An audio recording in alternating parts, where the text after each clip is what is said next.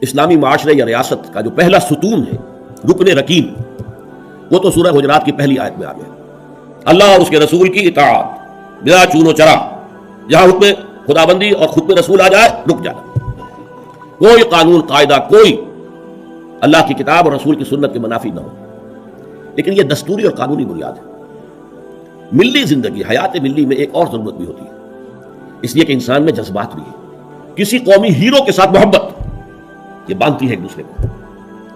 ان کے نقش قدم پر چلنے کی کوشش،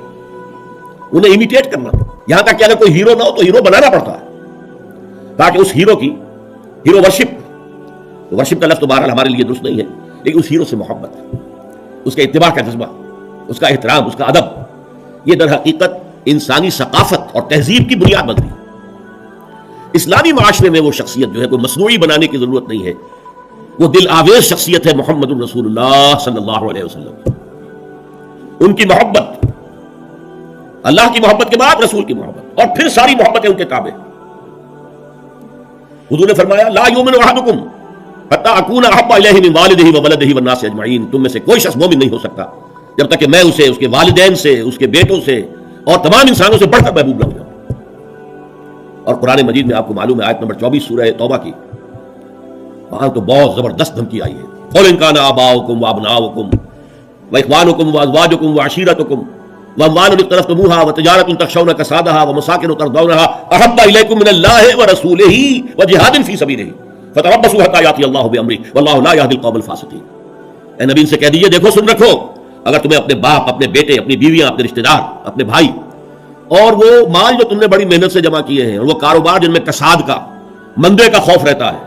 اور وہ حویلیاں اور کوٹھیاں اور محل جو تم نے بنائے ہیں بہت محبوب ہیں، اگر یہ 8 چیزیں محبوب تر ہیں اللہ سے اور اس کے رسول سے اور اللہ کی راہ میں جہاد کرنے سے، جاؤ دفع ہو جاؤ، ادھر بیٹھو یہاں تک کہ اللہ اپنا فیصلہ سنا دے، اور اللہ ایسے ناہنجاروں کو ہدایت نہیں دیتا۔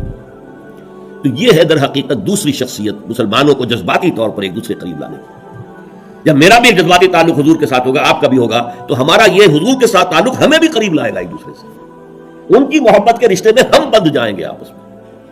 اور اگر حضور کی شخصیت کے ساتھ کوئی گستاخانہ طرز عمل اختیار کر دیا جائے، ان کی بات کی پرواہ نہ کی جائے، تو پھر ظاہر بات ہے کہ اسلامی معاشرہ جو ہے وہ منتشر ہو جائے گا۔ چنانچہ ہم یہ دیکھتے ہیں کہ یہ جو اتنی بڑی امت ہے اور 1400 برس گزر چکے ہیں، اس میں جو ایک کلچرل ہوموجینٹی ہے، یکسانی ہے۔ آپ کو انڈونیشیا کا مسلمان ملے گا، وہی انداز اس کا، وہ داڑھی ہے اس کا وہی انداز، لباس ٹھیک ہے تہبند ہو کچھ ہو لیکن وہ گھٹنوں سے اوپر ہوگا، محسوس ہوگا کہ کوئی ہے، کوئی شے ہے ان کے درمیان مشترک۔ نماز کے لیے کھڑے ہوں گے بیت اللہ کے گرد تو سب نماز پڑھیں گے اور کسی کی نماز ٹوٹے گی نہیں، کہیں زیادہ فرق نہیں ہوگا، کوئی رفع یدین زیادہ کر رہا ہے، کوئی آمین بالجہر زور سے کہہ رہا ہے، بس صلی اللہ علیہ وسلم۔ باقی یہ کہ قیام ہے، اس کے بعد رکوع ہے، پھر قومہ ہے، پھر سجدہ ہے، پھر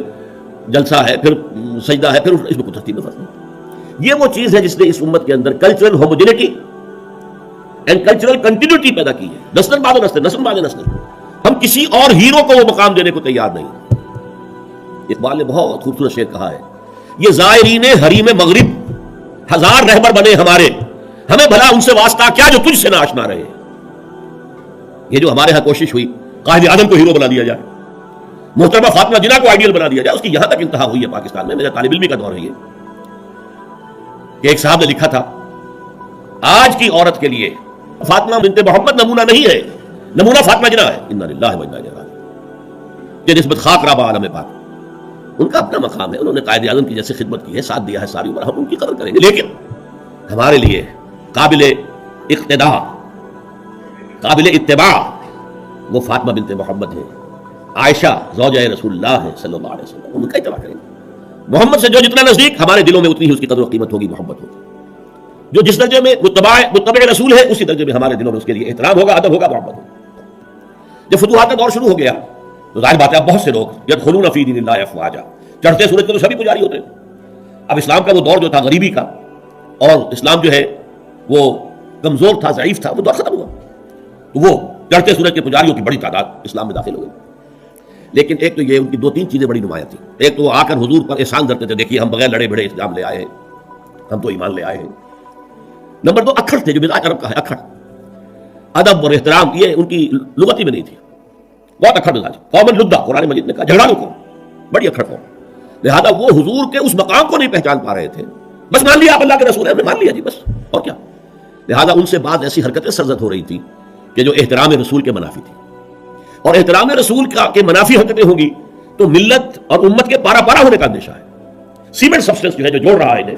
وہ ایک تو قانون ہے، اللہ اس کے رسول کے احکام، یہ قانونی اور دستوری بنیاد ہو گئی، اور ایک ہے اللہ کے رسول سے محبت۔ ویسے تو محبت سب سے زیادہ اللہ سے ہونی چاہیے، لیکن ظاہر بات ہے کہ اللہ تو وراء الورا ثم وراء الورا ثم وراء الورا، اس کا تو کوئی تصور ہم کرتے ہی نہیں، کر سکتے ہی نہیں، کریں گے تو وہ شرک ہو جائے گا، کفر ہو جائے گا۔ جو بھی ذہن میں نقشہ جمائیں گے وہ اللہ تو نہیں ہے، کوئی اور شے ہے جو آپ نے بنا لی، می تراشا فکر ماں ہر دم خدا بنتے دیگر، میں ایسا نہیں خدا بنا رہا، لیکن ایک محسوس طے کرے محسوس حضور کی شخصیت، دل آویز شخصیت، حضور میں رحمت، حضور کی شفقت، یہ تو لوگوں کے سامنے تھی نا، حضور کا اعلیٰ کردار، حضور کی پاک سیرت، یہ تو حضور کے سامنے تھی نا۔ لہذا اصل محبت کا مرکز جو ہے وہ ذات نبی بن جاتی ہے، اور جو سورہ توبہ کی آیت میں نے آپ کو سنائی اس میں بھی پہلے محبت خداوندی کا ذکر ہے، پھر محبت رسول کا۔ اگر یہ 8 چیزیں احب الیکم من اللہ ورسولہ وجہاد فی سبیلہ فتربصوا حتی یأتی اللہ بامرہ واللہ لا یہدی القوم الفاسقین، لیکن اللہ تک پہنچانے والا تو محمد ہے نا ہمیں صلی اللہ علیہ وسلم، اللہ کے پیغامات دینے والا ہمیں وہ تو اللہ کا رسول ہے نا، محمد ہے صلی اللہ علیہ وسلم۔ پھر ہم جو خو گرے پے کرے محسوس تھی انسان کی نظر، وہ خو گرے پے کرے محسوس محمد تو ہمیں نظر آتے ہیں، اللہ کے بارے میں تو ہم کوئی تصور نہیں کر سکتے۔ محمد کا کیا کردار تھا صلی اللہ علیہ وسلم اپنی بیٹیوں کے ساتھ، کیسا سلوک تھا اپنی بیویوں کے ساتھ، آپ کتنی بڑی مثال تھے سپہ سالاروں کے لیے، کتنی بڑی مثال تھے قاضی القضات لوگوں کے لیے، فیصلے کرتے تھے کہ نہیں، قاضی تھے کہ نہیں، کتنے بڑا اسوہ تھے ہیڈ آف دی اسٹیٹس کے لیے، آپ اس ریاست کے ہیڈ تھے۔ اس وقت کون سی حیثیت ہے جس میں ہم دیکھیں کہ وہاں پانی کو برتا ہے اور شخصیت جو ہے اتنی عظمت والی یہاں نظر نہیں آ رہی، ہر پہلو سے عظیم ترین شخصیت، تو اس کی محبت اور اس کا اتباع کا جذبہ، اس کے لیے بھی نوٹ کر لیجئے اللہ تعالیٰ پر بھی پہلے ہمارے لیے لازم ہے اس کی اطاعت اور دوسرے محبت۔ اللہ کی اطاعت اور محبت جمع کریں تو لفظ بنے گا عبادت، اللہ کی عبادت کرو۔ رسول کے لیے بھی اطاعت بھی اور محبت بھی، لیکن رسول کے لیے اطاعت اور محبت کو جمع کریں گے اتباع بنے گا، پیروی کرو۔ یعنی ایک تو ہے حضور نے حکم دیا اس پر تو عمل کرنا ہی کرنا ہے ورنہ تو ہم مسلمان ہی نہیں ہے، ایک یہ ہے کہ ہم نے خود دیکھا حضور کیا کرتے ہیں، حضور چلتے کیسے ہیں، میں بھی ویسے ہی چلوں۔ حضور نے اپنے بٹن بند نہیں کیے تھے، میں بھی ساری عمر نہیں کروں گا۔ حضور فلاں سفر میں اس درخت کے نیچے سے ہو کر گزرے تھے، میں بھی ادھر سے ہو کر گزروں گا۔ اب یہ حضور کا حکم تو نہیں ہے نا، لیکن ایک جذبہ ہے، نقش قدم کی پیروی، اس کا نام اتباع ہے۔ تو جب اطاعت کے ساتھ محبت رسول کی شامل ہو جائے گی تو اس کا نام اتباع ہوگا۔ اللہ کا اتباع ہم نہیں کر سکتے، اللہ خالق ہے، مالک ہے، مدبر کائنات ہے، اس کی پیروی کیسے کریں گے؟ ہاں رسول کا اتباع جو ہے، قل ان کنتم تحبون اللہ فاتبعونی یحببکم اللہ، نبی سے کہہ دیجیے اگر تم اللہ سے محبت کرتے تو میرا اتباع کرو، اللہ تم سے محبت کرے گا۔